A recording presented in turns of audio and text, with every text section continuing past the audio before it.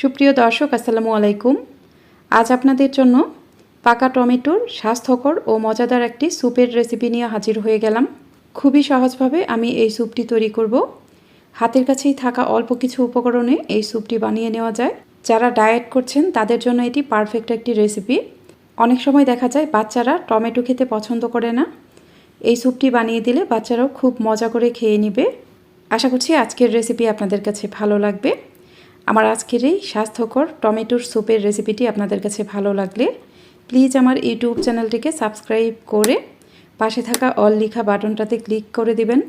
আর ভিডিওটি যারা ফেসবুক থেকে দেখছেন তারা আমার ফেসবুক পেজটিকে লাইক ও ফলো দিয়ে রাখবেন। চলুন তাহলে এবার রেসিপিটি দেখে নেওয়া যাক। এর জন্য আমি এখানে 4টি বড় সাইজের পাকা টমেটো এরকম ছোট ছোট কিউব করে কেটে নিয়েছি। এখানে অবশ্যই একটু টকটকে লাল রঙের পাকা টমেটো নেবেন। এবার আমি একটা বাটিতে নিয়ে নিব 2 টেবিল চামচ পরিমাণ কর্নফ্লাওয়ার। আমি এখানে কিছুটা পানি দিয়ে দিব। এবার কর্নফ্লাওয়ারটাকে পানির সাথে ভালোভাবে নেড়ে চেড়ে মিশিয়ে নেব। এরপর আমি বাটিতে একটা ডিম ভেঙে নিয়েছি। এই ডিমটাকে কাঁটা চামচের সাহায্যে ভালোভাবে ফেটিয়ে নিব। এরপর একটা প্যানে 2 টেবিল চামচের মতো বাটার নিয়েছি। চুলার কম আঁচে এই বাটারটাকে আমি গলিয়ে নিব। এবার এখানে 1 টেবিল চামচের মতো রসুন কুচি দিয়ে দিব। রসুন কুচিটাকে বাটারের সাথে ভালোভাবে ভেজে নেব।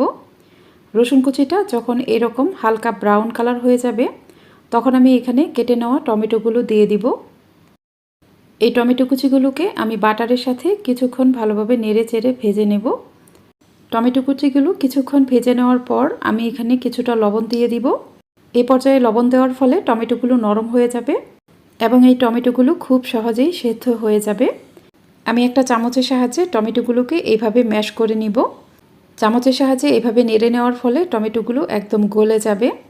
দেখুন টমেটোগুলো কিন্তু একদম গলে গেছে।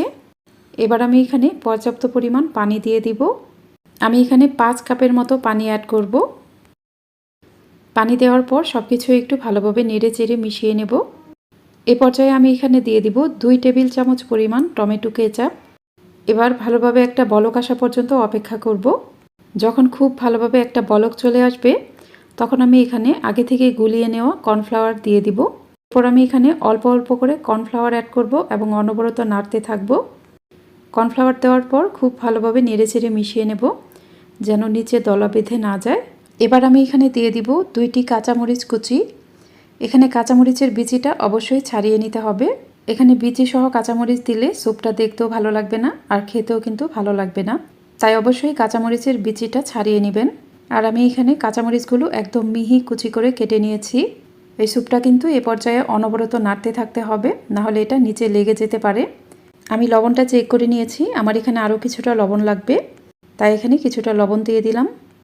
এবার এখানে দিয়ে দিব 1 চা চামচ পরিমাণ চিনি। যারা ডায়েটে আছেন তারা চিনিটা বাদ দিবেন। চিনি ছাড়াও কিন্তু এই স্যুপটা খেতে অনেক ভালো লাগে। এবার এই স্যুপটাকে অনবরত এইভাবে নাড়তে থাকবো। স্যুপটাকে এইভাবে অনবরত নাড়তে থাকার ফলে দেখবেন এখানে একটা পাকের মতো সৃষ্টি হবে। এ পর্যায়ে এখানে ডিম অ্যাড করতে হবে। আমি এখানে ফেটিয়ে নেওয়া ডিমটা অল্প অল্প করে অ্যাড করব এবং অনবরত এইভাবে নাড়তে থাকবো। স্যুপটা অনবরত এইভাবে নাড়তে থাকার ফলে ডিমটা খুব ভালোভাবে স্যুপের সাথে মিশে যাবে। আমি সম্পূর্ণ ডিমটাই খুব ভালোভাবে মিশিয়ে নিয়েছি। ডিম দেওয়া হয়ে গেলেও এইভাবে কিছুক্ষণ অনবরত নাড়তে থাকবেন, তাহলে দেখবেন স্যুপের সাথে ডিমটা খুব ভালোভাবে মিশে যাবে। আমার এই স্যুপটা কিন্তু একদমই হয়ে গেছে। এ পর্যায়ে আপনারা নিজেদের টেস্ট অনুযায়ী সব কিছুই চেক করে নেবেন। ঘরোয়াভাবে তৈরি এই স্যুপটি খেতে কিন্তু অনেক বেশি মজার হয়। আপনারা এইভাবে একবার বাসায় ট্রাই করে দেখবেন। আমার এই স্যুপটি একদমই রেডি। এখন গরম গরম পরিবেশনের পালা। এই স্যুপটি গরম গরম খেতে কিন্তু খুবই ভালো লাগে। বাচ্চারাও এই স্যুপটি খেতে ভীষণ পছন্দ করবে। আশা করছি আজকের রেসিপিও আপনাদের কাছে ভালো লেগেছে।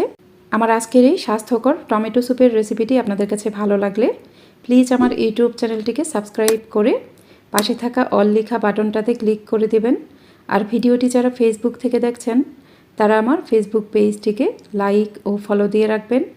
আজ এ পর্যন্তই। এরপর আবারও হাজির হব আরও সহজ ও নতুন কোনো রেসিপি নিয়ে। সে পর্যন্ত সবাই অনেক বেশি ভালো থাকবেন। আল্লাহ হাফেজ।